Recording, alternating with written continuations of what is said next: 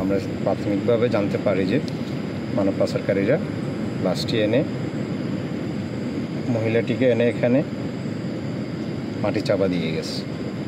আমরা বিষয়টি তদন্ত করতেছি। বর্মার থেকে আইনা এখানে নিয়ে যাওয়ার সময় ও মারা গেছে। বৃদ্ধ নারী যখন মারা গেছে আর রোহিঙ্গারা ওখানে গদ্দ দিয়া ঢুকাই রাখছে, ওরা চলে গেছে। তো 3টা বাজে, তো সাইডে